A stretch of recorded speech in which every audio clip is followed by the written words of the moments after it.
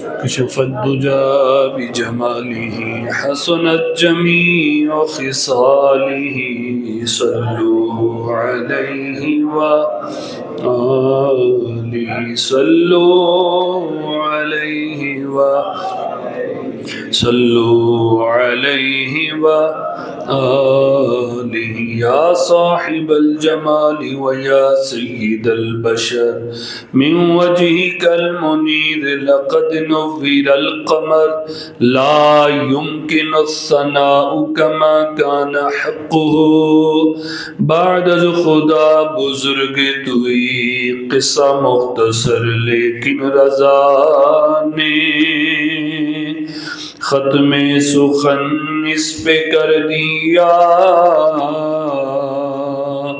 خالق کا بندہ خلق کا آقا کہوں تجھے سب پڑھیں الصلاۃ والسلام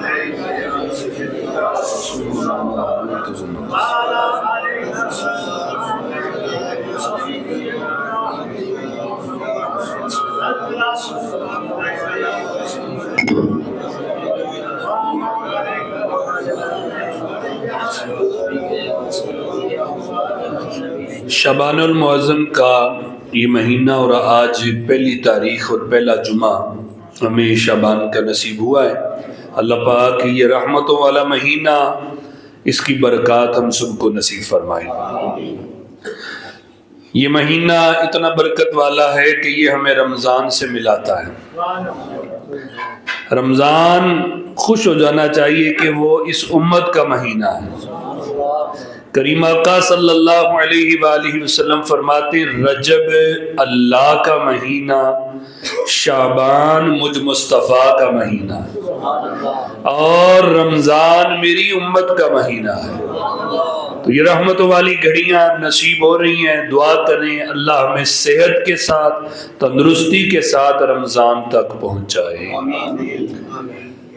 آج فیصل آباد کی سرزمین پہ ایسی ہستی کا عرس پاک جاری ہے کہ جب پارٹیشن ہوئی اور پاکستان بنا تو بریلی شہر سے وہاں کے حکم کے مطابق فوری مائیگریٹ کر کے فیصل آباد میں وہ ہستی یہاں پہ آ گئی۔ جٹ برادری سے تعلق تھا، علم و فضل میں ان کا کوئی ہم پلہ نہیں، لیکن ایسا علم اللہ نے عطا کیا کہ پاکستان کے کونے کونے کے اندر جائے تو حدیث کا فیضان وہ یہیں فیصل آباد سے گیا ہے۔ میری مراد جن کو یہ لقب محدث اعظم پاکستان رحمت اللہ تعالی علیہ ملا، جھنگ بازار کے اندر سنی رضوی مسجد، بڑی مسجد جو موجود ہے، وہاں پہ جٹ فیملی سے تعلق رکھنے والے لیکن علم کے اندر اللہ نے ایسا نوازا کہ محدث اعظم پاکستان بنے، پاکستان کے سب سے بڑے محدث۔ دنیا کے اندر بھی ان کے علماء شاگرد فیض یافتہ موجود ہیں، اور پاکستان کے اندر جتنے بڑے عالم دین گزرے، آپ اگر کسی کا بھی نام لیں گے تو وہ محدث اعظم رحمت اللہ تعالی علیہ کو سلام کرے گا، کیونکہ حدیث یہیں سے پڑھ کے گئے۔ تو آپ یعنی مولانا محمد سردار احمد قادری چشتی رحمت اللہ تعالی علیہ، آپ کا ڈیرہ فیصل آباد آپ نے لائل پور میں اندر لگایا، جھنگ بازار میں آ کے بیٹھے اور پھر پورے پاکستان میں حدیث کی خوشبوئیں بکھیری ہیں۔ تو یاد رکھیں کہ یہ برادریوں کا تعلق یہ ہوتا ہے، جہاں رب انتخاب فرمائے وہیں اپنے ولی بھی پیدا فرما دیتا ہے، علم بھی عطا کر دیتا ہے۔ یہ اس کی عطا ہوتی ہے، وہ جس سے چاہے اپنے دین کا کام لے لے اور اس کو عزتوں سے بھی نوازتا ہے۔ برادریاں ہماری پہچان بنی ہوئی ہیں، لیکن یاد رکھیے گا کہ آج ان کا عرس پاک جاری ہے۔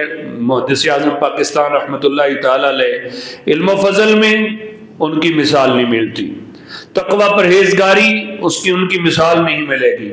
آپ جو بزرگ ہیں سمجھتے ہوں گے بڑے بڑے نام، بہاولپور کی سرزمین پہ جائیں تو فیض احمد اویسی صاحب رحمت اللہ تعالی علیہ، اسی طریقے سے سانگلہ کی طرف جائیں تو شیر پنجاب عنایت اللہ صاحب سانگلہ ہل والے رحمت اللہ تعالی علیہ، بڑے بڑے آپ پاکستان کے کناروں کے اندر بھی نام لیں گے تو وہ یہی کہیں گے کہ حدیث ہم لائل پور سے پڑھ کے آئے ہیں، فیصل آباد سے پڑھ کے آئے ہیں۔ تو آپ کا عرص پاک جاری ہے، رات بھی تھا آج بھی ہے، اللہ پاک ان کے مزار پہ رحمتیں فرمائے اور ان کے فیوز و برکات سے اللہ ہم سب کو متمتع فرمائے۔ دوسرا، آج یکم شعبان ہے اور کل 2 شعبان المعظم ہے۔ وہ ہستی کہ جو مولا علی کی دعا ہے، مولا علی کی دعا ہے۔ یاد رکھیے کہ فارس کے رہنے والے ایک زوطا نامی شخص، انہوں نے مولا علی کے زمانے میں اسلام قبول کیا۔ کب؟ جب مولا علی شیر خدا کوفہ کے اندر آپ کیپٹل بنا چکے تھے، دارالخلافت۔ پہلے جو تینوں خلفاء کا جو کیپٹل تھا وہ مدینہ منورہ تھا، تو آپ نے کوفہ کو مرکز بنایا، کوفہ کو کیپٹل بنا لیا۔ تو مولا علی کا دور تھا، فارس کا وہ بندہ ہے، زوطا اس کا نام ہے، تو وہ مولا علی شیر خدا کے زمانے میں اسلام کے دامن میں آ گئے اور ان کا اسلامی نام نعمان رکھا گیا۔ تو ان کو اللہ تعالیٰ نے ایک بیٹا عطا کیا جس کا نام ثابت۔ تو جو حضرت ثابت تھے وہ ان کو، وہ چونکہ کوفے میں آ کے قیام پذیر ہو گئے، وہاں پہ انہوں نے اپنا قیام کیا، تو ان کے والد ثابت کو، حضرت ثابت کو مولا علی کی بارگاہ میں لے کے گئے۔ تو مولا علی شیر خدا نے جب ثابت کو دیکھا تو ان کی اولاد میں برکت کی دعا فرمائی کہ اللہ تمہیں ایک ایسی اولاد عطا کرے کہ جس کے اندر ایسی خیر و برکت ہو۔ مولا علی نے ان کے لیے دعا فرمائی۔ مولا علی علم کے شہر کے دروازے ہیں، تو حضرت ثابت کو اللہ نے پھر امام اعظم جیسا بیٹا عطا فرمایا۔ تو یہ پھر وہیں پہ آپ کا بچپن، امام اعظم ابو حنیفہ ہم نام سنتے ہیں، تو وہیں کوفے میں آپ کا یہ سارا بچپن گزرا، اور آپ مولا علی کی دعا ہے اور 4 صحابہ کی زیارت نصیب ہوئی ہے۔ تو جس نے صحابی کو دیکھا اس کو کیا کہتے ہیں؟ تابعی۔ صحابی وہ ہوتا ہے جو ایمان کی حالت میں نبی پاک علیہ السلام کا دیدار کرے، ایمان پر خاتمہ ہو جائے، تو وہ صحابی ہوتا ہے۔ تابعی وہ ہوتا ہے کہ جنہوں نے ایمان کی حالت میں صحابہ کا دیدار کیا۔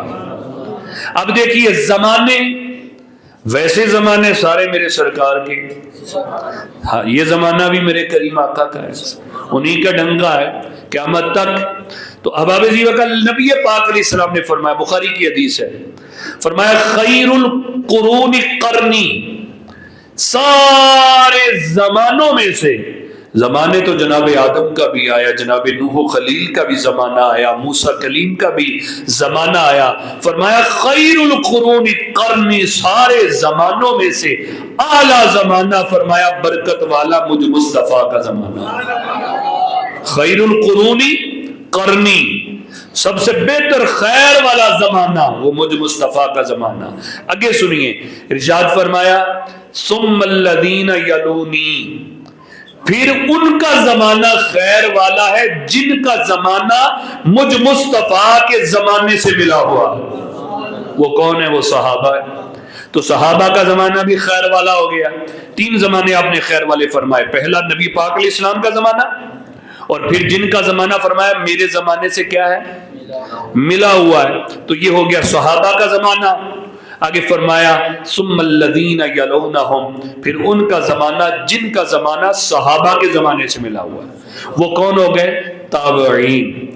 3 دور خیر والے، 3 دور جن کو حدیث سے ثابت ہے کہ ان میں خیر ہی خیر ہے، نبی پاک علیہ السلام کا ظاہری دور، صحابہ کا دور اور تابعین کا دور۔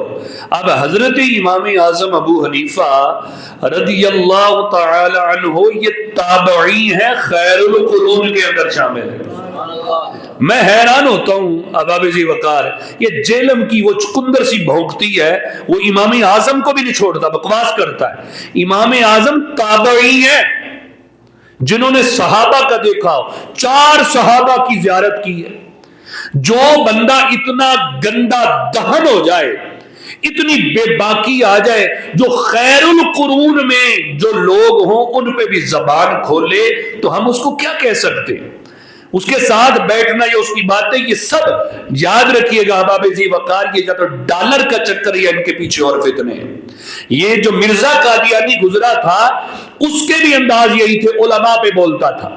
اب یہ ایسا چکندر سا جو کمرے میں بند بیٹھا ہے، کلپ دو جی، کلپ میں میری بات کرو مجھ سے، کلپ میں سامنے بیٹھ کے بات نہیں کرتا۔ امام اعظم پہ بھی اعتراض کرتا ہے۔ یہ دو طرح کی گفتگو کر جاتا ہے، کبھی تعریف کر دے گا، کبھی کچھ کرے گا، اور کبھی سیدھا اعتراض کر دے گا کہ امام اعظم نے یہ بات کی۔ یاد رکھیے گا احباب ذی وقار، امام اعظم ابو حنیفہ رضی اللہ تعالیٰ عنہ ایک تو تابعی ہے، خیر القرون میں سے ہے، مولا علی کی دعا ہے، اور 4 صحابہ کی زیارت کی ہے۔ اور یاد رکھیے ایک حدیث کے مطابق نبی پاک علیہ الصلوۃ والسلام کی بشارت بھی امام اعظم ابو حنیفہ، آپ نے بشارت دی تھی کہ ایک فارس میں سے ایسا شخص پیدا ہوگا کہ علم اگر سریا تک بھی ہوگا تو وہاں سے بھی لے کے آئے گا۔ فارس کا رہنے والا، فارسی حالانکہ عربی نہیں ہوتے، آپ فارسی تھے لیکن قربان جائیے عرب کے لوگ بھی آپ پہ فخر کرتے تھے یار۔ امام مالک ہو جائیں، امام احمد بن حنبل ہو جائیں، امام شافعی ہو جائیں، وہ بھی ان پہ احباب ذی وقار فخر کرتے تھے۔ جو فارس کا، تو یہ بشارت تھی ایک حدیث میں، ایک ایسا چشم و چراغ اس خاندان سے نکلے گا کہ علم اگر سریا تک بھی ہو تو وہ وہاں سے بھی لے کے آئے گا۔ وہ امام اعظم ابو حنیفہ ہی ہے، آپ کے بارے میں یہ بشارت تھی۔ آپ اس سے اندازہ لگائیں، دیکھیں امام اعظم ابو حنیفہ رحمۃ اللہ تعالی علیہ، آپ نے جتنے مسائل ہمیں نکال کے دیے، جتنے مسائل نماز کے ہوں، روزے کے ہوں، زکوٰۃ کے ہوں، حج کے ہوں، دیگر جو روزمرہ ہمارے پیش آتے دینی مسائل، یہ دینی مسائل جتنے ہیں ان کے پیچھے کہیں قرآن ملے گا، کہیں حدیث ملے گی، کہیں اجتہاد ہوگا۔ آپ اس کے مطابق آپ نے مسائل دیے، آپ کا واضح فرمان ہے۔ آپ فرماتے ہیں ابو حنیفہ کا لکھا ہوا کوئی مسئلہ قرآن سے ٹکرائے یا حدیث صحیح سے ٹکرائے، فرمایا میری بات کو دیوار پہ دے مارنا اور قرآن پہ عمل کر لینا، میری بات پہ نہیں عمل کرنا۔ ہم یہ کہتے ہیں کوئی ایک تو دکھاؤ مسئلہ جو قرآن سے ٹکراتا ہو اور لکھا امام اعظم نے ہو۔ تو یہ یاد رکھیے گا ایک حجت اللہ ہے، زمین پہ اللہ کی حجت کا نام امام اعظم ہے۔ آپ سراج الامہ کا لقب پایا، پڑھے پتہ کن سے ہیں؟ استاد بھی اہل بیت کے چشم چراغ امام جعفر صادق سے، ان کے شاگرد ہیں آپ امام جعفر صادق کے۔ اور امام جعفر صادق وہ ہیں، ایک طرف سے صدیق اکبر کا فیض، ایک طرف سے مولا علی کا فیض، وہ چشم چراغ ہے جن کے نان کے صدیق اکبر، داد کے مولا علی ہیں، ان کے شاگرد ہیں۔ آپ رحمت اللہ تعالی علیہ کو اللہ نے تقوی، پرہیزگاری، خوف خدا، علم، یہ فقہ حنفی اور یہ جو آسانیاں عطا کی ہیں سب انہی کی محنت ہے۔ یہ سارا ثواب ان تک پہنچتا ہے۔ آپ کا کوئی بھی زندگی کا پہلو دیکھیں، میں صرف ایک آدھی ذکر کر پاؤں گا، احباب ذی وقار کوئی بھی پہلو دیکھیں آپ کا تو امام اعظم ابو حنیفہ یکتا نظر آئیں گے۔ آپ کو اللہ نے تقوی عطا کیا تو ایسا تقوی عطا کیا، یقین کریں اس کی مثالیں نہیں ملتی۔ اللہ اکبر۔ یہ بات پہلے بھی سنی ہوگی، میں آپ کو سناتا ہوں۔ چھوٹی سی بات ہے کہ آپ نے نا کسی سے قرضہ لینا تھا، تو اب یہ آپ بھی ذہن میں رکھیں کہ پیسے اگر کسی سے لینے ہیں تو آپ اس سے پیسے وصول کرنے جاتے ہیں تو وہ اب آپ کے لیے بڑی آؤ بھگت کرتا ہے، آپ کو بٹھاتا ہے، کھانا منگواتا ہے، کوئی گوشت پکائے گا، یہ کرے گا، پہلے آپ کی خدمت کرے، پھر بعد میں کہے گا وہ حضرت صاحب پیسے میرے پاس ابھی نہیں ہیں تو مجھے تھوڑا اور ٹائم دے دو، 2-3 مہینے 6 مہینے، تو اس طرح کرے گا۔ یہ جو اس نے آپ کو پہلے کھانا کھلایا ہے نا، آپ گئے ہیں، وہ تو آپ کا مقروض ہے۔ تو جو مقروض ہوتا ہے اس سے کسی قسم کا بھی نفع نہیں لیا جا سکتا۔ اگر اس نے کھانا پہلے بھی کھلاتا تھا، مثلا جب وہ آپ کا مقروض نہیں تھا تب بھی آپ جاتے تھے تو آپ کو کیا کھلاتا تھا؟ بولو، کھانا کھلاتا تھا۔ اب روٹین سے کھلایا ہے تب تو اس کی عادت ہے، لیکن اگر پہلے کھانا نہیں کھلاتا تھا، اب مقروض ہے تو تو پیسے کا مطالبہ کرنے گیا ہے تو تجھے کھانا کھلایا ہے تو اباب ذی وقار یہ کھانا تیرے لیے جائز نہیں، یہ سود میں آئے گا، کیونکہ وہ مقروض ہے تیرا، مقروض سے کسی قسم کا نفع لینا بولو جائز ہے نہیں ہے۔ اب آپ کا تقویٰ دیکھیں امام اعظم ابو حنیفہ رحمۃ اللہ تعالی علیہ کا، آپ کوفے کا شہر ہے، گلی کے اندر ایک مکان کے سامنے دھوپ، کڑک کی دھوپ، سخت گرمی میں دھوپ میں کھڑے، ایک گزرنے والے نے عرض کی حضور آپ دھوپ میں کھڑے ہیں، یہ دیوار کا سایہ ہے تو سائے میں کیوں نہیں کھڑے ہو جاتے آپ نے فرمایا اللہ تیرا بھلا کرے، شکریہ۔ اچھا یہ عادت جو ہے نا کتابوں میں پڑھی ہے، جانا ہوتا ہے عرب ممالک میں تو وہاں پہ ایک عادت دیکھی ہے، میں ایران بھی گیا ہوں، عراق بھی گیا ہوں، عرب بھی، وہاں پہ بھی کوئی بات پوچھنے نا اگر کوئی غلطی پہ بھی یا کسی کو کہتے ہیں آگے سے ایک جملہ کہتے ہوتے ہیں، ان کا وہ انداز ہے عرب لوگوں کا کہ وہ دعائیہ جملہ ہوتا ہے، کسی سے راستہ پوچھا کسی کو کر دیا، وہ آگے سے کہتے اللہ یرضیک، اللہ تجھ سے راضی ہو، اللہ تجھ سے، یہ دعائیہ جملہ کہتے ہیں۔ ہمارے ادھر ڈانا سی کہنا جا جا تریا جا تو بڑا ہے، ساڑھے انداز ہو رہی ہوندے ہیں، ادھر وہ غلط بھی کہہ رہے ہیں کوئی بات، وہ آگے سے جملہ ضرور کہ اللہ یرضیک، اللہ تجھ سے راضی ہو، تو آپ نے فرمایا اللہ تیرا بھلا کرے، چھاؤں مجھے بھی نظر آ رہی ہے، تو حضور کھڑے کیوں نہیں ہوتے؟ فرمایا اب پوچھا ہے تو سن لے، یہ جس کا مکان ہے اس کی دیوار کا سایہ ہے، یہ مکان والا میرا مقروض ہے، میں اسے قرض لینے آیا ہوں، اب سائے میں اس لیے نہیں کھڑا کہ میں نے حدیث پڑھی ہے کہ جو بھی قرض پر نفع لیا جائے وہ سود ہوتا ہے، تو میں اس مقروض کے مکان کی دیوار کے سائے میں اس لیے کھڑا نہیں ہو رہا کہ میں سائے کا نفع لے کے کہیں سود لینے والوں میں شامل نہ ہو جاؤں۔ یہ تقویٰ ہے احباب، یہ تقویٰ ہے۔ بکری چوری ہو گئی آپ کے زمانے میں تو چوری ہوئی تو آپ نے بکری کا گوشت کھانا چھوڑ دیا، بازار میں ذبح ہو کے بکتا ہے آپ نے چھوڑ دیا، لیکن اب کسائی ادھر بیچ رہے ہیں، ناراض نہ ہو کوئی بیٹھا ہے، اب وہ بیچتے ہیں، ہم ان کو مسلمان بھائی ہمارے وہ چوری کی بیچے، وہ خرید کے لائیں، ہمیں تو نہیں نہ پتا، ہم تو ہمارے لیے جائز ہے کیونکہ ہم پیسے دے کے لاتے، وہ مسلمان ہے، مسلمان پہ ہمارا اعتماد ہے، اس کی زبان پہ، وہ چوری کی کھلا رہا ہے، وہ مردہ کھلا رہا ہے، وہ اللہ کے ساتھ معاملہ ہے، اللہ کی پکڑ ہوگی، لیکن ہمارے لیے کیا ہے؟ وہ جائز ہے، ہمارے لیے کیا بولو؟ جائز ہے، گناہ فی نفسی ہی وہ چوری کی بھی ہو، ہمیں نہیں پتا تو پھر بھی ہمارے لیے کھانا، کیونکہ ہمیں نہیں پتا، تحقیق ہم پہ واجب نہیں ہے۔ لیکن سنیے امام اعظم ابو حنیفہ رحمۃ اللہ تعالی علیہ کے زمانے میں بکری چوری ہو گئی، بکری کا گوشت کھانا چھوڑ دیا، ایک دن، 2 دن، 1 مہینہ نہیں، اب کھا ہی نہیں رہے، اپنے بکریاں پالنے والے کو بلایا، بکری کتنے سال تک زندہ رہتی؟ حضور 7 سال۔ امام اعظم ابو حنیفہ رحمۃ اللہ تعالی علیہ نے 7 سال تک بکری کا گوشت اس لیے نہیں کھایا، وہ چوری والی بکری کہیں ذبح ہو کے بازار میں بکنے کے لیے نہ آ جائے، تو 7 سال تک بکری کا گوشت نہیں کھایا۔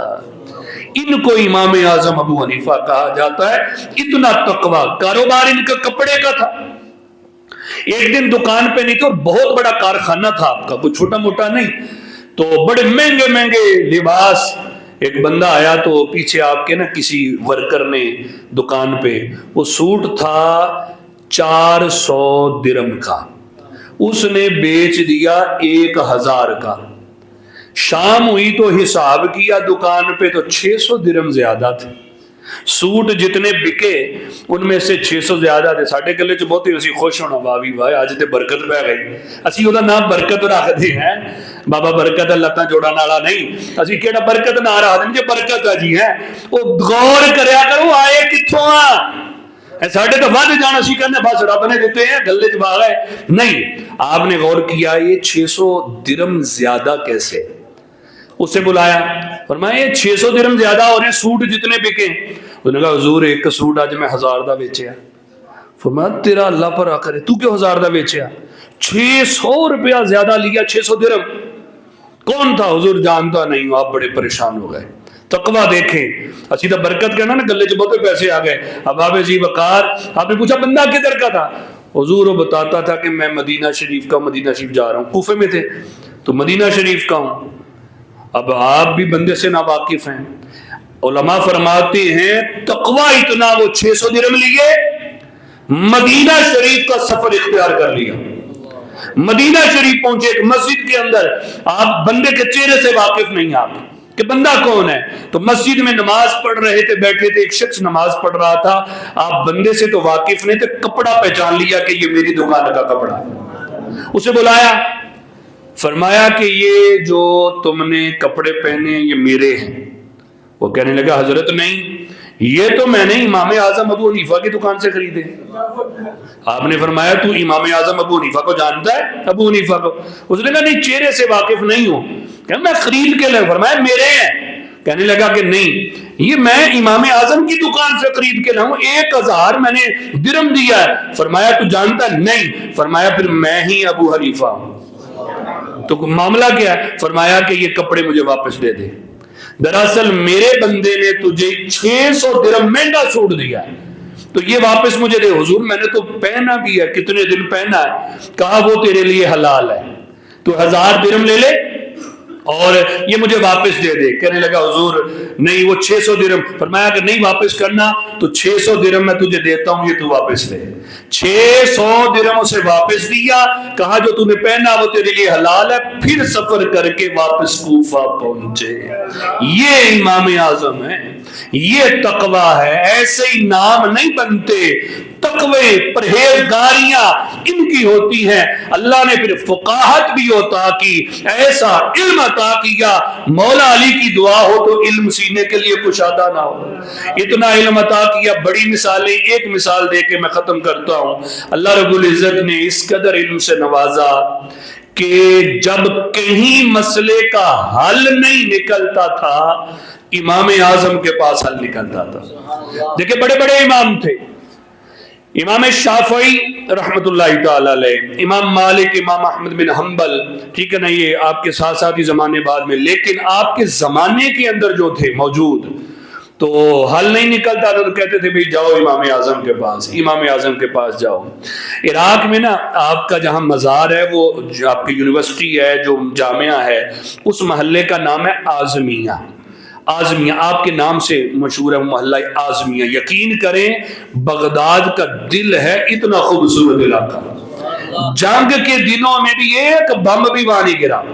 ربیع الاول آتا ہے، پورا اعظمیہ چمک رہا ہوتا ہے، اتنا سجدہ ہے. ہم لوگ 11ویں پہ پہنچتے ہیں تب بھی سجا ہوتا ہے، لائٹنگ، پرچے، پرچم، جھنڈے.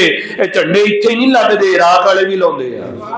ہاں صرف اتنے دے بندے پریشان ہوتے پر سنیاں نے لاؤنے ہوندے ہیں. اب بابا جی وقار اتنا سجدہ ہے. اعظمیہ علاقہ، خوبصورت علاقہ. آپ رحمت اللہ تعالی علیہ کے زمانے میں ایک بندے نے اپنی بیوی سے جھگڑا ہوا تو اب بات پتہ کیا کہی. یہ تھوڑا سا ہمیں بھی تھوڑا تحمل سے پیش آنا چاہیے.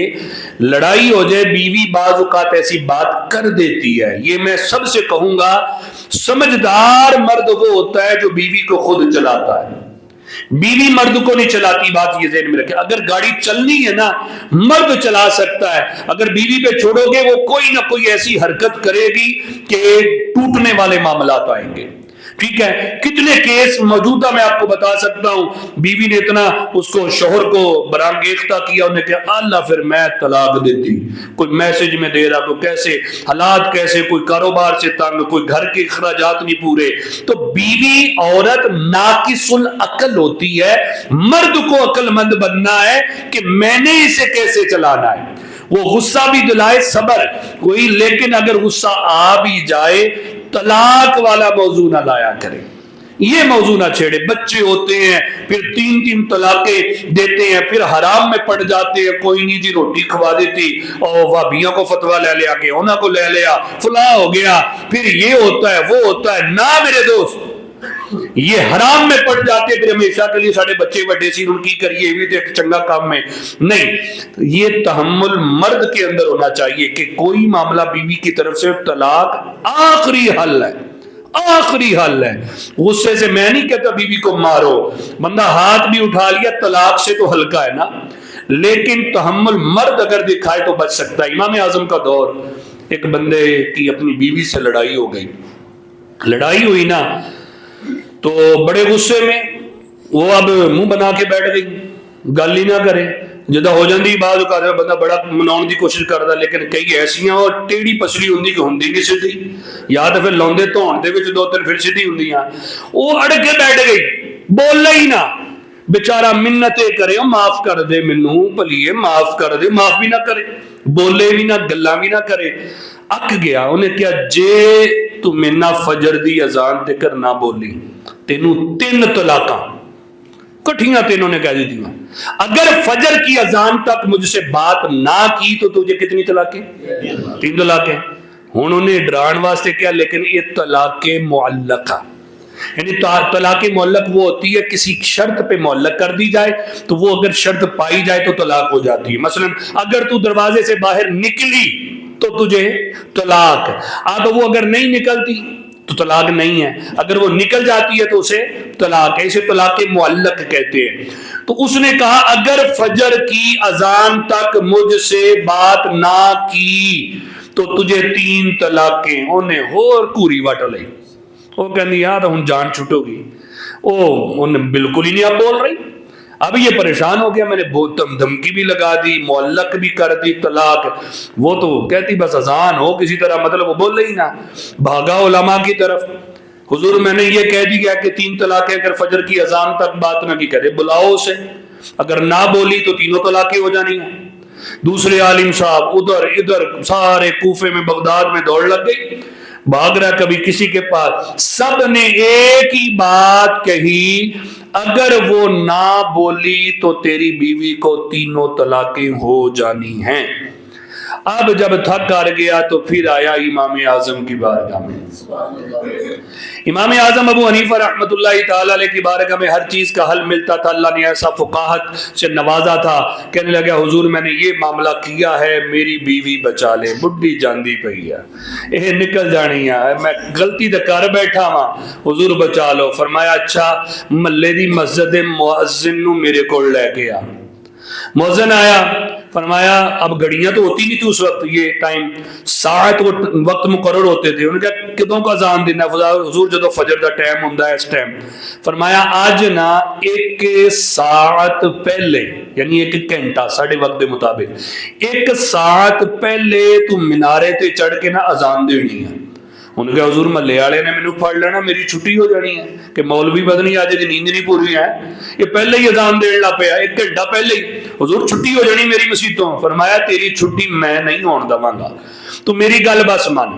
1 ساعت پہلے مینارے پہ چڑھ کے نا تو نے اذان دینی ہے. اب آپ ذی وقار وہ اس نے بات مان لی. ابھی 1 گھنٹہ رہتا تھا ہمارے دور کے مطابق, 1 ساعت تھی. مینارے پہ چڑھا, شروع ہو گیا اللہ اکبر اللہ اکبر اللہ اکبر اللہ اکبر. بندے سے کہا رہا تو چلا جا اپنی بیوی کے پاس. وہ گھر میں چلا گیا. جیسے ہی اذان شروع ہوئی نا تو بیوی کہنی شکر ہے رب دا تیرے ارگے کو جان چھٹی میری. بول پئی تو جدو بولی نہ فرمان لگا, کہنے لگا جدو تک امام اعظم موجود ہے تیری جان نہیں چھوٹ رہی. ایسی فقاہت امام اعظم کی تھی کہ آپ چھوٹے چھوٹے مسائل, باریک مسائل میں بھی اللہ نے بڑا آپ کو نوازا تھا. مثالیں بڑی ذہن میں, لیکن ذکر کرتا ٹائم ہوتا. کل آپ کا عرس ہے, 2 شعبان المعظم امام اعظم کا عرس ہے. امام شافعی کا قول سنیں اور سنتیں پڑھیں.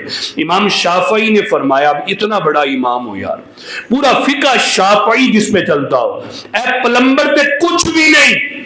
امام شافعی جیسے امام پتہ کیا فرماتے, آپ فرماتے ہیں مجھے جب بھی مشکل پیش آئی ہے, کوئی مشکل, میں بغداد میں امام اعظم کے مزار پہ گیا ہوں, مزار پہ گیا ہوں, اور 2 رکعت میں نے نفل پڑھے, اور اللہ کی جناب میں امام اعظم کا وسیلہ دیا. میں نفل پڑھ کے جب ان کے وسیلے سے اللہ کی بارگاہ میں دعا مانگ کے آیا ہوں, اللہ نے میری مشکل دور فرمائی. یہ مجرب ہے, امام شافعی فرماتے مجرب, میرا تجربہ ہے اور میں نے خود آزمایا. یقین کرے کہ بڑی بڑی مشکلیں ٹلتی ہیں. اب آپ یہاں امام اعظم بغداد میں ہیں, آپ یہاں سے بھی 2 نفل پڑھ کے اللہ کی بارگاہ میں دعا کریں, یا اللہ اس کا ثواب امام اعظم کو پہنچا دے, ان کے درجے بلند کر دے, اور وہ تیرے بڑے پیارے ہیں, ان کے وسیلے سے میری مشکل آسان فرما. یقین کریں دعائیں قبول ہوتی ہیں، مشکلیں دور ہوتی ہیں. اللہ پاک ہمیں ان کی تابعداری کی توفیق عطا فرمائے. وآخر دعوانا الحمدللہ رب